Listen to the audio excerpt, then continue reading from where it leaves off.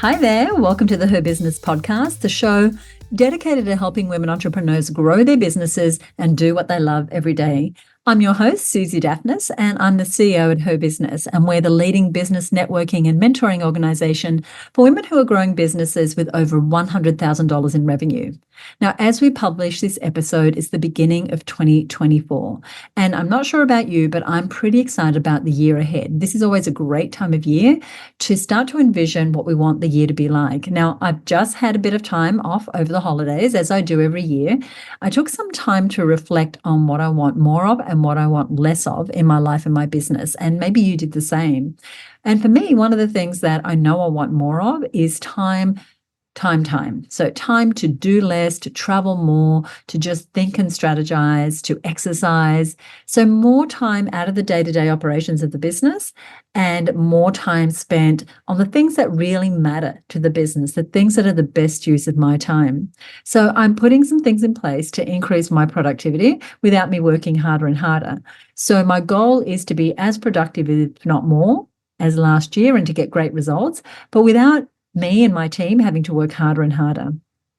And if this is something that interests you, then stay tuned because I'm going to be talking more about this in future episodes because this is a topic that many women I meet struggle with. How do I grow my business without putting in more hours? Because as you grow, you can find yourself really strapped for time, even if you have a team of staff, which I hope you do. And if you don't, then I really encourage you to think about expanding beyond you if you want to grow your business. Because we can be working all the hours, but the results from that extra work don't always show up. They don't show up in our bank account, in our level of lifestyle, in the results we produce. Which is why I'm rethinking what I'm spending my time doing and looking at how to get more time working on the most important things, the things that bring me joy, but also the things that serve my business and our beautiful customers. So today's episode is kind of about this topic, and it is about how to maximize your most precious resource, time, how to buy back your time. So this time last year, I was in the US at a mastermind that I belong to, and there was a guest speaker. And I'm thrilled to have that guest speaker as my guest here on the show today because his book was one of my favorites for 2023, and the book made such a big impact on me that I bought dozens and dozens and dozens of copies to give away. I'm going to tell you later how you can get a copy for yourself.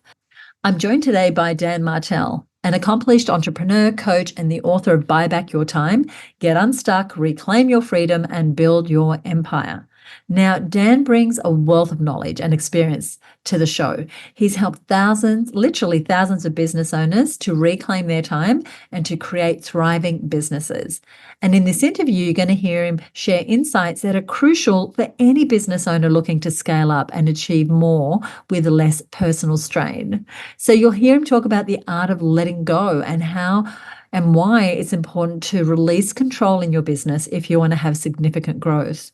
We talk about this idea of buying back your time, which is also the title of the book, which is about how do we hire in order to free up our own time rather than to fill a role. And of course, you want to do both, but you'll hear him explain what it means to buy back your time. We also talk a bit about mistakes and trusting others with tasks and trusting others to make mistakes in order for them to actually take things off your plate. Plus, we look at how to protect ourselves against burnout. And you'll hear why it's crucial for CEOs, especially women, to safeguard their well-being and focus on building a self-sustaining, profitable business. Aren't they magic words? So let's now go to the interview with Dan. But actually, just before we do, there is something that is going to help you take back more of your time more productively that I do every year. And I'm going to tell you about it right after the interview. Hey, Dan, welcome to the summit. Susie, it is my pleasure to be here. Thank you so much. It's an honor. You have worked with a lot of businesses through SaaS Academy, through Elite Coaching. What were the recurring issues that you were seeing in those businesses that had you write this, a fabulous book? That's a great question. So I wrote Buy Back Your Time for a very specific scenario. People that want to give to the world more of themselves, artists, creators, but they're challenged with the fact that the more they grow, the more painful it gets in business, right? And I call that the pain line. Most entrepreneurs, if I ask them, like, if you 10x your business tomorrow, what part of the business would absolutely break or would be hard, and they know. Well, the challenge is, if that's true, then as they decide they have opportunities to grow, the marketing, working, you know what I mean? Like, they won't do those things. They'll sabotage. So I just wanted to show people how I've been able to fundamentally change my approach of growing companies. You know, I've built multiple 8-figure companies. I've exited 3. I've worked with thousands of entrepreneurs for the last 15 years. The book is a byproduct of literally my, working, seeing my wife challenge with some of these concepts, my brother, like my best friends, because I predominantly have worked in the past with software entrepreneurs, and now more recently with kind of like online coaches and productize agency owners. But yeah, it was just, I want people to build businesses they don't grow to hate. That was the problem I wanted to solve. I love that. And having been in business for 28 years, there have been times where it has not been a love affair, for sure. Now, the interesting thing is that I was given a copy of this book at a mastermind I belonged to, at which you were a guest presenter. Then I got home and someone had sent me the book. So I don't know what that says about me, Dan, but I think I might need to buy back my time a little more. So I want to talk about this idea of letting go. I know sometimes as business owners, we can feel like we're the only one that can do certain things. But you tell us that it can actually put a ceiling on our ability to grow. Could you speak a little bit to that? Yeah, I mean, the truth is that it's probably true that the way you would do something 100% could be the best that it would ever be done because you have perfect information, right? Mm-hmm. The challenge with that is that there's no amount of hours in a week that you could possibly do everything and grow the business. So the only other option is learning to let go, to delegate. With that comes all these mental mindset beliefs and blockers, right? What if the person messes up and then it embarrasses me? What if they don't do what they promise? What if they don't execute properly and we lose a sale? And there's all these like fear-based things that come up when we have other people support us. But the truth is 80% done by somebody else is 100% freaking awesome. And we can't expect other people. Yeah, you just can't. Like, it's actually silly if you think about expecting other people to do things the same way we would, but they're not the entrepreneur. They don't have perfect information. They don't even have context for how we made decisions to build the product or service we're selling, let alone we want them to show up. So my philosophy is every time you add somebody, be okay that it's at 80%. So that lowers the expectation, and then show up as a great leader that trains them. I mean, Susie, the truth is most entrepreneurs do not properly train their team members and then get frustrated when a misaligned action, because there was no clear agreement on how it should have been done, gets missed, right? And the truth is most CEOs, they are the problem, right? It's why in the book, I had a whole chapter on leadership, because I can teach you how to buy back your time. And some of this stuff, it doesn't cost a penny, right? The whole 5 time assassins.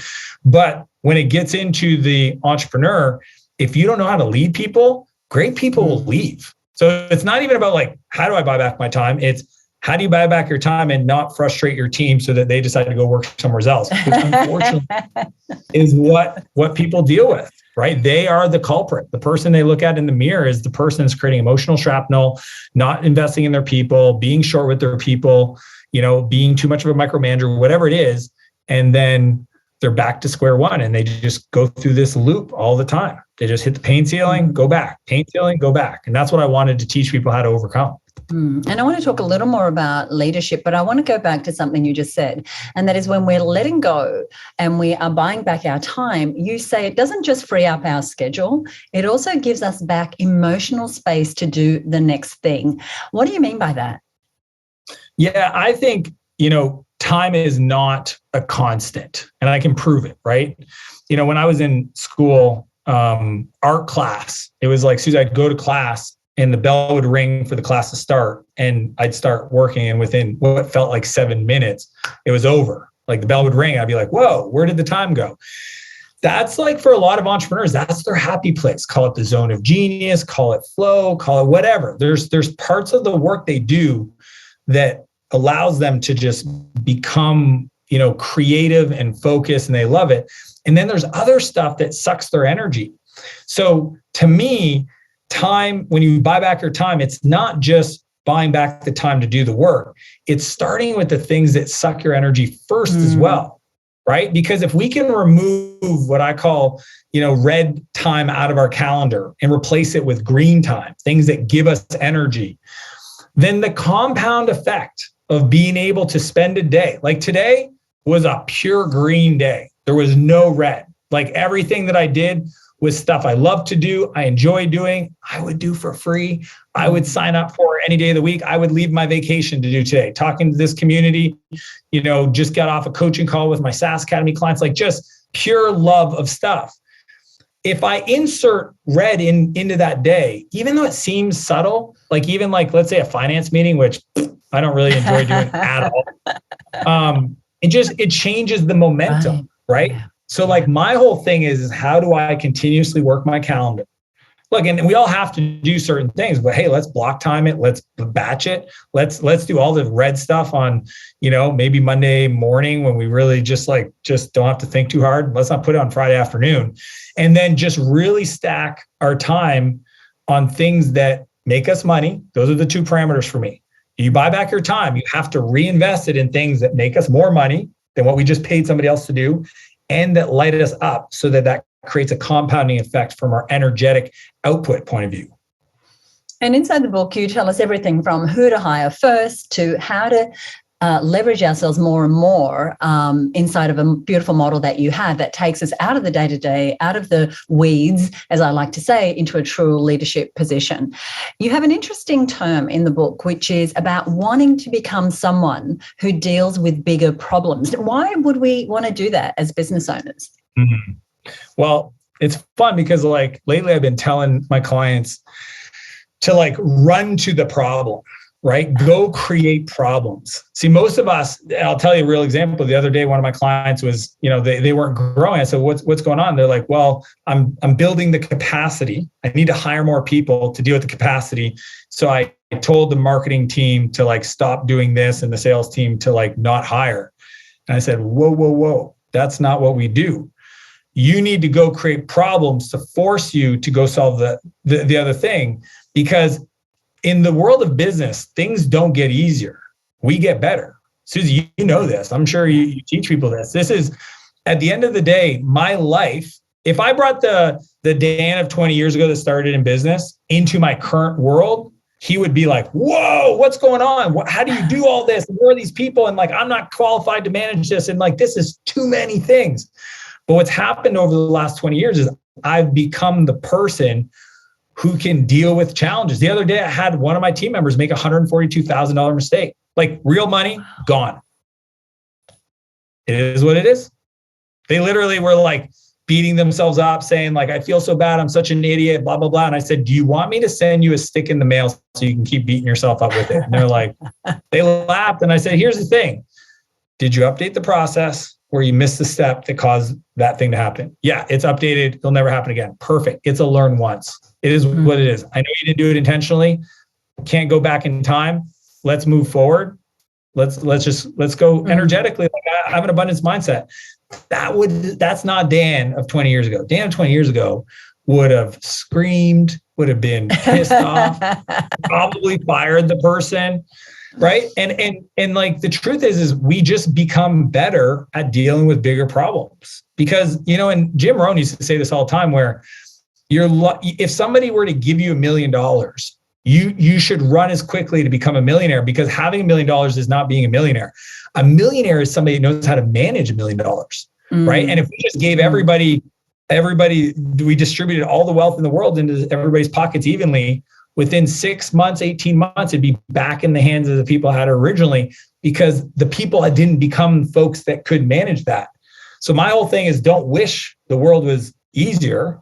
It won't be. Wish you were better. I mean, Jim Rohn, that's his quote, right? So my whole thing about the book is, every time we buy back time, we reinvest it into doing things in our business that we can directly do that makes us money, right? So if you were doing your email and instead you're designing stuff, or you were doing email, now you're doing pitches in your PR, you're doing email, and now you're doing sales calls, cool. Do that stuff that you have demand for that makes you more money today.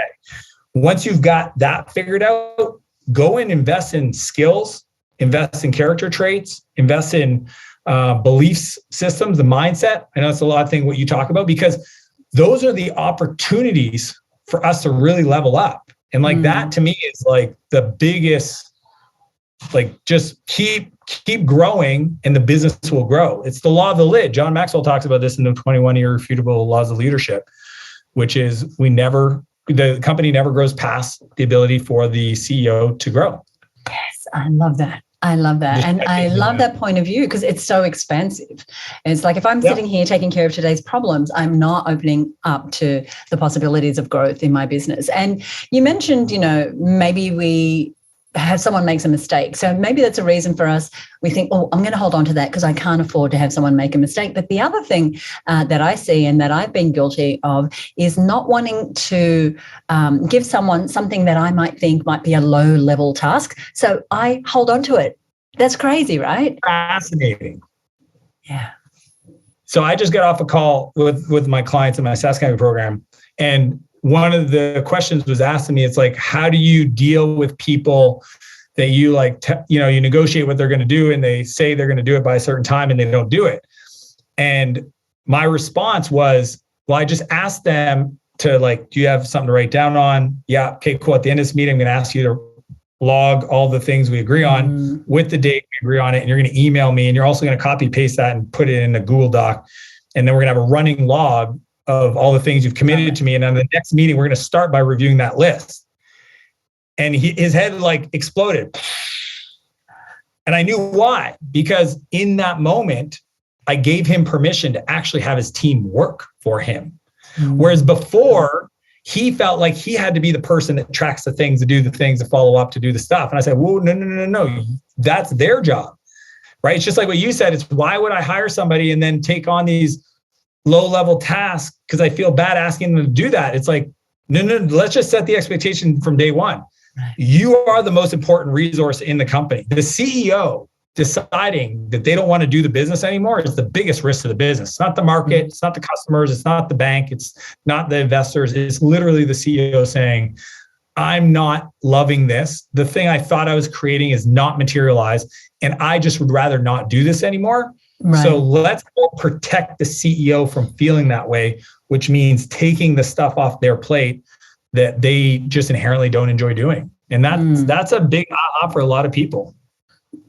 I love that. And one of the changes along the same lines that I made since reading the book is, because you gave us a great system, is this idea where you actually hand something off and suddenly, like in a tennis match, it's lobbed right back to you. Now, you have a system for handing off tasks, and you kind of described it. Is there anything more you would say to that? Because it's something that I find, I hear business owners say, well, I'm the one in there on the weekend packing the boxes that didn't get packed by the end of Friday night to get the shipments out on Monday. Or I'm the one that's still the bottleneck because everything keeps coming back to me. Yeah, I mean, every system, I use this concept called the theory of constraints. And I didn't talk about it in the book because it's more advanced, but there's a book called The Goal. Like my background's software and really looking at how things are manufactured in manufacturing plants. So for every situation that people are struggling with, I always need to understand what's the process, and we kind of brainstorm the right solution. But in regards to like having things come back to us, it's because we're delegating tasks. We're not delegating outcomes. Right. So in the book, I talk about transactional management versus transformational leadership, and they're completely different. Most of us, and it's normal, we just tell people what to do. We check they got it done, and then we tell them what to do next. It's like, what, is there a different way? Yeah, completely different way. My approach is, this is the outcome we're trying to achieve, right? So like grow the Facebook page or grow the Instagram page would be an outcome. Then it's measure. We're going to measure based on new followers per week. We want to grow 10% week over week. That's the measurement. We're both on the same page. We know what the outcome is. Grow the Instagram account, 10% week over week growth. Then there's the coach of success. The person owns the outcome. They go out and try to make it better. And every week when we meet, if they're missing their goal, they come to us with opportunities and solutions and potential changes. And we're there to act as a feedback. But as soon as they try to put something back on us, we put it back on them. Like it happens all the time. Like literally, my house manager came to me a second ago and she's like, what option do you want to choose for the new furniture? I said, what option do you recommend? Well, I like number 2. Looks good to me.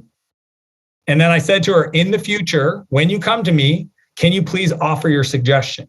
Like, I don't want you to make me think. I want you to know that, hey, if I go do this research, I need to bring Dan 3 options, and then I'm going to present the recommendation that I have. And over time, if there's no correction, and 99% of the time that they make a recommendation, it's good.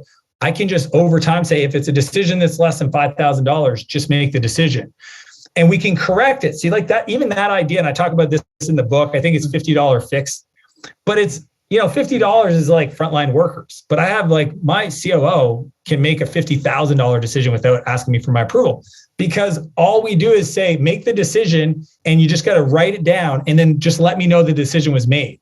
And if it's the wrong one, we'll roll it back. We'll fix it. Yeah, it might have cost us 50 grand, but it's way better to choose where something has to come up to your attention to make a decision and try to push those things down into the organization so that the company can continue to move without requiring any person's approval.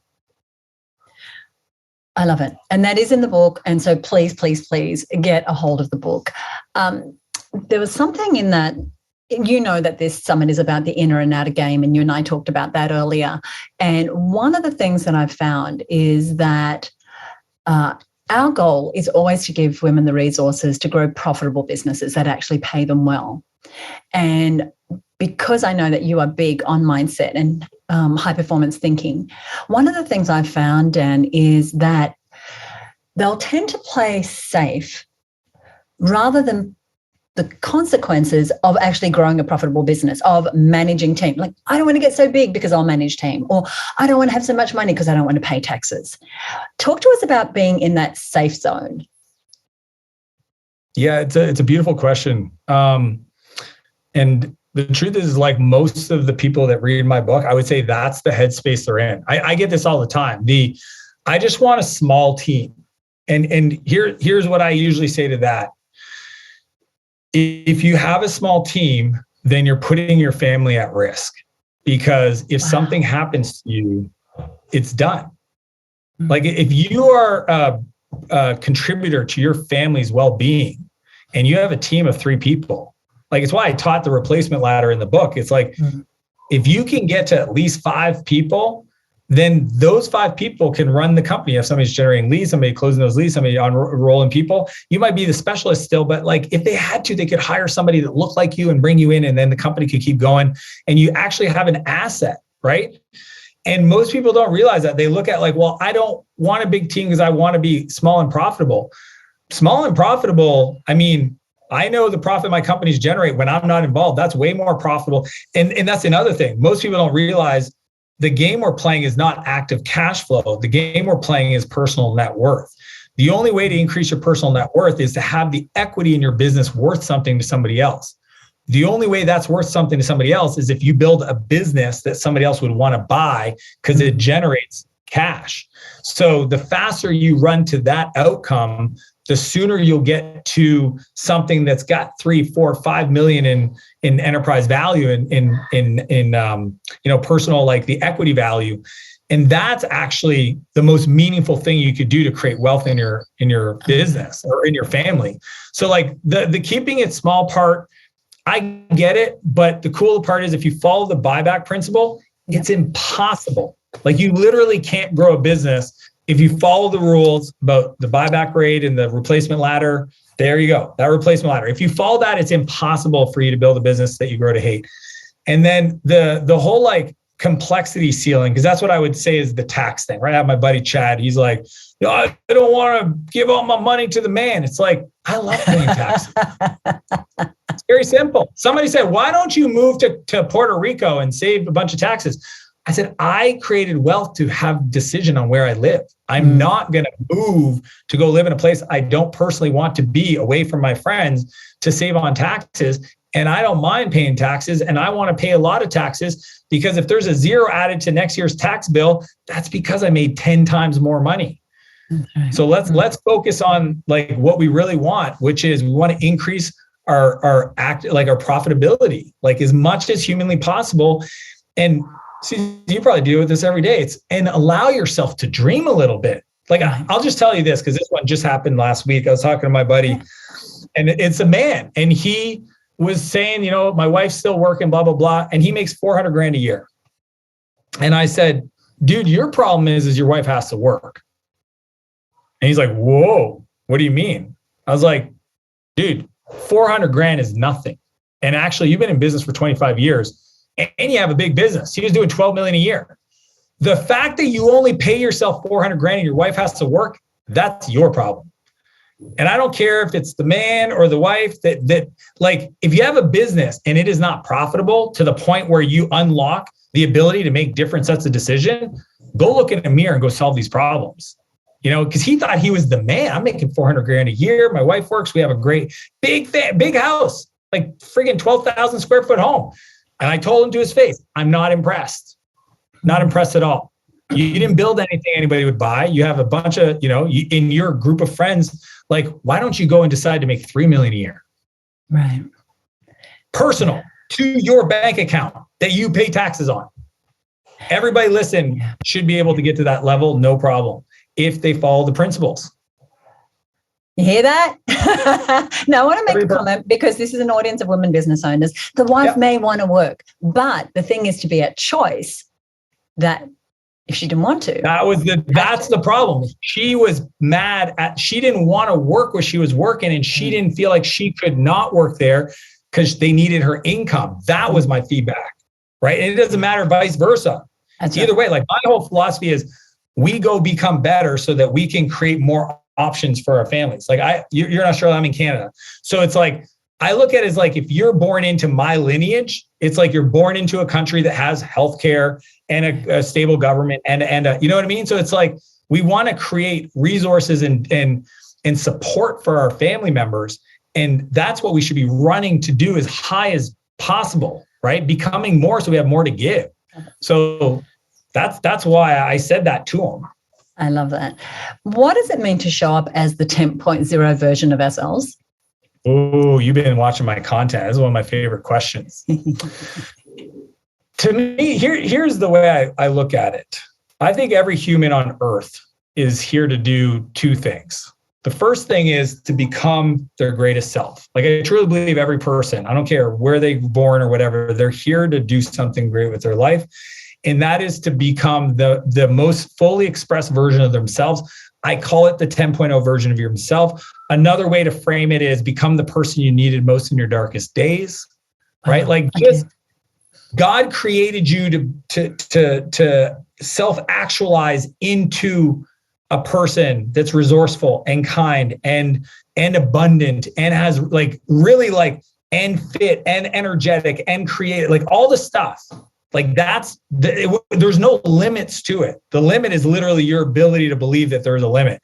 So I think every person on earth is here to become that. It's why we want faster iPhones. Like it's built into our DNA to grow, right? Happiness is progression. When people are like, oh, I'd be happy if I had $1 million. No, you wouldn't. You'd be happy if you feel like you're making progress. You'd be happier if your fulfillment comes from the art of feeling useful. Being useful means you became more and now you've got new tools and you're more useful, right? If I swung a hammer putting a roof on a house, every day for 15 years, I probably wouldn't feel that useful versus creating a new type of, roofing texture or whatever. So I think everybody's here to become the 10.0 version of themselves. And then my favorite part about that is share you with the world. Share yourself with the world. Give to your family, if that's your world, could be your kids. You line up 1,000 people that have kids and you say, what is the goal of your family? And they'll all say the same thing, Susie. I want to create a better life for my children than the one I had. Yeah. Doesn't matter if you had a great childhood, a challenging childhood, a chaotic childhood like I did. Doesn't matter. Every parent wants to create a better experience for their children than the one they had. That's built into our biology. But your world could be and should be your team members, your community, your friends, your CrossFit gym, your church. I don't care where. Social media. This is your version of that, right? Like every person, if it was like they're literally in a quiet room and they're given permission to dream and say, what would make you feel like your life had meaning? They usually say something like, I want to feel significant. I want to teach other people this. And it's because it's just who we are. So I just think if everybody wakes up every day to become the best version of themselves. And in doing that process, and you can start as soon as you start that journey, share your path, your process with the world, right? You don't have to have a major outcome. If you worked at a company, you just quit your job to start a business, you are now qualified to tell people that are still working at that job how to think about quitting their job. You know what I'm saying? Like people sometimes wait until they have this like Oprah moment to feel qualified. No. We're all qualified at the whole time, the whole journey, as long as we are doing the thing that we're going to tell everybody how to think through. I just think the world would be better if everybody gave themselves permission to do those two things.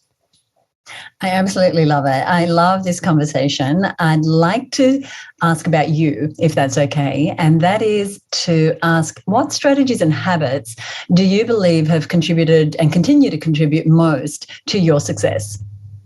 Yeah, I do a lot. So like mindset wise, visualization, I believe in the universal law of knowledge. I believe in the law of compensation. I literally only read books that are written in like the 1940s and older. So I read the books that inspired Napoleon Hill, Think and Grow Rich, the Wall Squaddles and many others. The thing that I think I do that's unique in regards to mindset and success that I think would serve a lot of people is I write down my 12 power goals for the year. Okay. And these are fitness, personal, income, contribution, family, they're all there, right? Like, and every year it's different, whatever I listen to my heart, whatever God wants me to do. And I have those written down. And then 3 to 4 times a day, I call this a trigger. Okay. And this is what I coach people to do. My triggers are when I sit at my desk, when I sit at my couch in my living room in the morning, when I sit in my car. Okay. At least 3 times a day, more often 4 or 5 times a day. I review that list. It's a pin note on my phone. Cool. And I just review those goals, and I just like allow myself to be inspired either by something. Like one goal might stand out, right? Like one of my goals right now is to buy 10,000 copies of Think and Grow Rich for every high school kid in my city. I have no clue how I'm going to do that. I've already tried a couple of times. The school said, no, we don't do that, blah, blah, blah, blah, blah. I'll figure it out because I just have 100% belief. Like my whole thing about like creating in the world is, do you have 100% clarity, 100% belief, and 100% of the time? So most people are just not clear what they want. They don't believe that they'll ever achieve it. And they can't hold that belief in if they have a moment where they believe it for 100% of the time. So like to me, to review these goals and ask myself 3-4 times a day, like what speaks to me out of this list? What can I do? What text message can I send? What post can I do on social media? What email can I share? What project do I get to add to my list of things to do tomorrow morning to help just move these goals forward? That is probably the most powerful thing I do. And I still meditate, I still visualize, I still do gratitude stuff. But to me, reviewing my Power 12 list and then just allowing myself to be inspired to do something, that's where I work with, energy. Like I literally allow myself to like, what name comes up, what strategy. It's like, oh, I should probably reach out to this person. Don't know why. I'll just message it to them. I think that's like a very unique concept that I haven't read about and that I think could really serve a lot of people. It's just you keep the goals front of mind so that you're always adjusting the alignment to the targets, right? Most people do business planning and put it in a drawer and they look at it once a year. But you stay tuned into it. You're tuned into 3 to 5 times a day. Yeah. Yeah. As someone who has got such a commitment to their own development, are there any mindset shifts or skills that you are working on right now in order to achieve your next level of growth and happiness and success and all those fun things? Yeah, I mean, I've got like a personal development plan I put together every year. Oh, cool. I would say the current skill set for me is a co-creation. So like I raised $100 million fund with my business partner, Kevin. That was a part of that kind of the 2023 strategy of co-creating, right? Like learning how to collaborate with other people. The big thing for me right now is building out a media company. So like really, if people go online, they see my personal brand, like think that's 10%. Like I'm just signed a lease on a new studio. I've got 3 or 4 videographers working full time. I'm going to put together a show. Like, so those would be like skills that I want to continue to develop. But I think like the big thing is just learn to hold the vision at the highest level. Like just hold it like as a truth. It just is. And that time is a construct. It's not real. And instead of looking at time as like a place I got to get to, think about it as a place I can pull forward. And I think a lot of people, they don't realize there is no past, there's no present. That only exists because of the way our minds work. There's only now. So my ability to pull forward these dreams, these goals, these projects, these outcomes, that's the skill. So a great way to do that is to just make sure that you're in a positive vibrational energetic state, right? So there's downward spirals and there's upward spirals. Downward spiral is, criticizing, frustration, fears, acting out of all these emotions. Positive spirals would be like gratitude and grace and joy and laughter and all these things, right? So one question that I go to lots of times during the day, anytime I feel triggered where I'm like, something happens, I'm like, ooh, that's not good or whatever, I literally go to this question. Everybody should write this down. I think it'll really be helpful. Yeah. How can I appreciate even more God's grace and guidance in this moment? Think about that. No matter what happens, $142,000 mistake, how can I appreciate even more God's grace and guidance in this moment? As soon as I say that, my brain goes to like, I can't believe I have a business where I had somebody that works for me in a position to make $142,000 mistake. Do you know how cool that is? Yeah. Think about that. Most people don't make 142 grand in a whole year. I had a person on my team that made a mistake that cost me 142. That's kind of awesome. I love the way you think. Now, you talked about green days earlier. And so my final question is this. Our tagline here at HerBusiness is do what you love every day. What does doing what you love every day in your business look like for you, Dan? Oh, today would be like do every day. The way I think about my life is I want to create a life I never have to retire from. And that's what the subtitle of my book is Build Your Empire, right? Yeah. Right under there. So everybody's got to build your empire. Get unstuck, claim your freedom, build your empire. Empire for a lot of people, as you can imagine, Susie, really freaks them out. They're like, I don't want that. That sounds like a lot. Here's what empire means in my world. A life of unlimited creation you never have to retire from. And I think everybody should want an empire. A life of unlimited creation you never have to retire from. So this morning I wake up 4 a.m. because I like to get up early. And I start reading. I'm reading this really neat book called something about money problems forever, get rid of them, blah, blah, blah. Really cool writing style structure. So read some books, hang out with my dog. Then I start creating, right? So like a lot of the stuff I work on recently is like media projects or like these concepts I want to produce in the world, like content pieces, right? So I like work on that. I'm working on a new book for software founders that want to scale, not a sequel to that, but like more for my SaaS Academy. So like that's super creative. And then I had a big workout because I'm training for an ultra. So then I went for a big bike downstairs. I have a really cool setup in my bike and Zwift, and it's like all digital. So I don't have to go like take the risk on the road. And literally I looked outside. I was like, man, the lake looks pretty flat. I want to go wake surfing. Texted my buddy Coop at 8:00. We went out and surfed for a couple hours. And then I got on calls and then just literally just coaching and conversations and just fun stuff like this. And after this, I got nothing else. And like, I don't know what I'll do tonight, but I'll probably like grab the kids and go do something fun. And I'll pass out at like 9:30. And I could do that day every day for the rest of my life. There's nothing to retire from. Like look at my tan. You even said like, Dan, you're really tan. I know. I spend a lot of time outside and I spend a lot of time creating, and I just don't waste my day. Unfortunately, like Susie, man, I don't want to get emotional, but this morning my buddy, oh my gosh, he was out mountain biking yesterday with his uncle. Freak accident. His uncle fell, crashed, and passed away in his arms. Like, oh my gosh. We mountain bike, our crew mountain bikes. I didn't know his uncle, he was visiting, but like, I just felt so bad for my buddy Brad. Cause like, I actually wrote about him in the book. Brad's in the book. He's like my best friend. Cause like, couldn't even imagine. Imagine your uncle said, hey, take me mountain bike. And you take him out and there's a freak accident, the way he fell, and like, I don't want that moment to come and me not prepare for it. I just live every day like that. I'm not irresponsible about it, but if today was my last day, Susie, I'd be okay. Left it all out.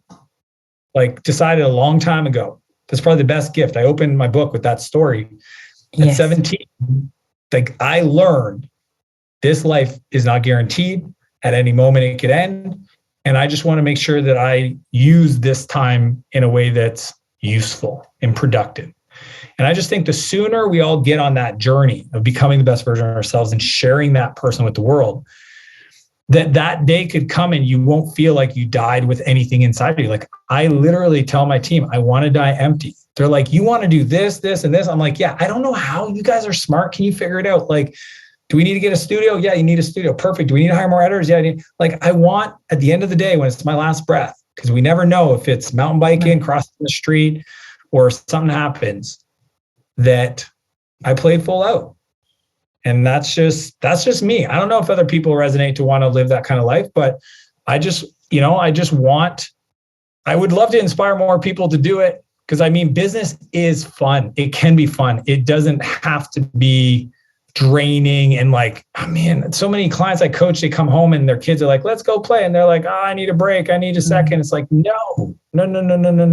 Let's fix that. That's not what this is about. This is about spending the money to buy back the time to do that. Right? So yeah. Thank you for the inspiration, Dan. Thank you. I love that. Thank you for sharing your personal stories with us as well. I really appreciate it. The book is Buy Back Your Time, Get Unstuck, Reclaim Your Freedom, and Build Your Empire. Dan, thank you so much for joining us. My pleasure. Absolutely honor. Thank you.